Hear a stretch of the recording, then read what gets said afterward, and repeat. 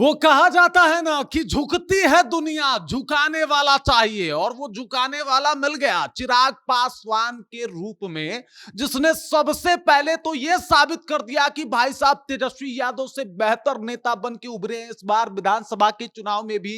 उसके बाद वो चाचा जो आज तक चिराग पासवान को जाने क्या क्या बोले हैं, वो कह रहे हैं अब कि मेरे भतीजे को जीत की बधाई। और ये सब कुछ इसलिए हो रहा है क्योंकि चिराग पासवान ने अपनी मेहनत के दम पे यह साबित किया है कि दूसरा चिराग पासवान बिहार में अभी तो नहीं होने वाला। पूरी कहानी आपको बताएंगे, सब कुछ से आपको रूबरू कराएंगे, लेकिन उससे पहले मेरा परिचय जान लीजिए। मेरा नाम है रजत और आप जनता जंक्शन देख रहे हैं। 29 सीटें मिलती है और उसमें से 19 सीटें जीत के चिराग पासवान ने यह साबित कर दिया कि भाई साहब अगर चिराग पासवान एनडीए में नहीं होते तो बहुत बड़ा नुकसान हो जाता। मोदी जी को भी लगने लगा कि भाई चिराग पासवान वो हीरा है जिसके बिना बिहार जो है वो मोदी के लिए तो अधूरा जैसा ही है। चिराग पासवान के बदौलत ही तो 19 सीटें अब जो है वो मोदी जी के पास है, जिसके वजह से वो इतना दम में है कि भाई साहब अगर नीतीश कुमार पलटी मार भी जाएं तो जब तक चिराग पासवान है मोदी का इस बार बिहार में कोई बाल माका नहीं कर सकता। और इधर देख लीजिए,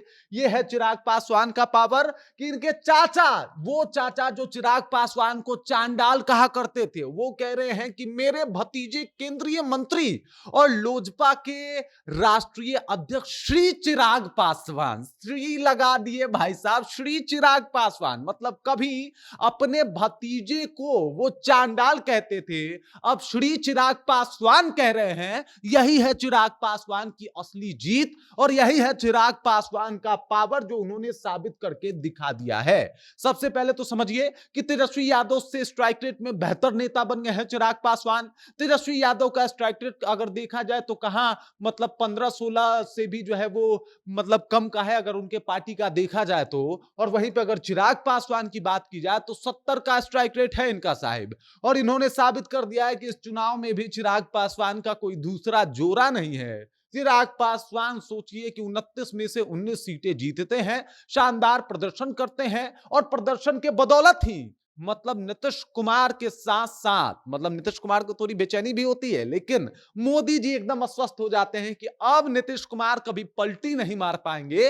वो जो पलटी मार के तुरंत तख्ता पलट कर देते थे, वो तख्ता पलट नहीं कर पाएंगे क्योंकि चिराग पासवान मेरे पास है। ये है चिराग पासवान का पावर और जलवा कि अब चाचा जो है वो बड़ा कंट्रोल में रहेंगे, बड़ा ही नॉर्मल रहेंगे, क्योंकि चिराग पासवान कहीं नहीं जाने वाले। सबको पता है कि मोदी जी के सबसे वफादार अगर सिपाहियों की बात की जाए तो भाजपा में ना होते हुए भी चिराग पासवान नंबर 1 पे आएंगे, जिस तरीके से वो मोदी जी के लिए लॉयल हैं। और अब यहां पे मतलब मोदी जी का काम इन्होंने फिनिश किया। ये देख लीजिए, अब यहां पे नीतीश कुमार भी झुकेंगे मोदी के आगे, और ये सब कुछ इसलिए क्योंकि चिराग पासवान ने वो माहौल क्रिएट किया है। उसके बाद चाचा स्वयं चिराग पासवान को श्री चिराग पासवान कह रहे हैं। वही चाचा, देखिए श्री लगाया जाता है राजनीति में, इतना हमें पता है कि भाई साहब किसी का नाम वो भी केंद्रीय मंत्री है तो आदर्श सूचक शब्दों के साथ लिया जाना चाहिए। लेकिन जब वो केंद्रीय मंत्री ही थे तभी उनको चांडाल कह के भी यही चाचा जो है वो संबोधित कर रहे थे। और आज देखिए किस तरीके से बधाई दे रहे हैं,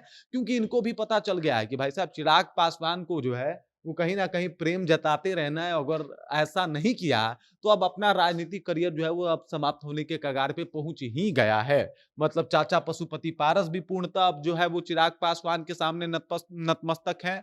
बिहार में जो उन्होंने अपना पावर दिखाया है, ये क्लियर हो गया है कि चिराग पासवान लंबा चलने वाले हैं। कुछ लोग कह रहा था कि भाई उप मुख्यमंत्री बनेंगे क्या, तो चिराग पासवान ने कहा कि ना भाई, हम मोदी जी का हाथ बटाएंगे, हम केंद्रीय मंत्री ही ठीक है, बाकी हमारे पार्टी को जो जिम्मेदारी मिलेगी उसको हम सहर्ष स्वीकार करेंगे। जो भी जिम्मेदारी दिया जाए मोदी जी की तरफ से, भाई कभी मुंह खोल के मांगे ही नहीं, बोला जो दीजिए चलिए काम हो जाएगा। बाकी अगर सीट बंटवारे की बात की जाए तो वहां भी चिराग पासवान ने कहा था कि ना ना, ये जो 25 सीटें दे रहे हैं उतना में तो नहीं बनने वाला, तो 4 सीटें और बढ़ानी पड़ी थी। और यही है चिराग पासवान का रौला, पावर, दबदबा, जो उन्होंने इस बार इस चुनाव में साबित कर दिया कि भाई साहब चिराग पासवान को अंडर एस्टिमेट नहीं कर सकते। और ये वही चिराग पासवान है जो हर समय पे, उस वक्त पे जब ये कभी कुछ नहीं थे, आज ये बहुत कुछ है तक का जो इन्होंने सफर तय किया है, ये सब अपने बूते, अपने बदौलत किया है।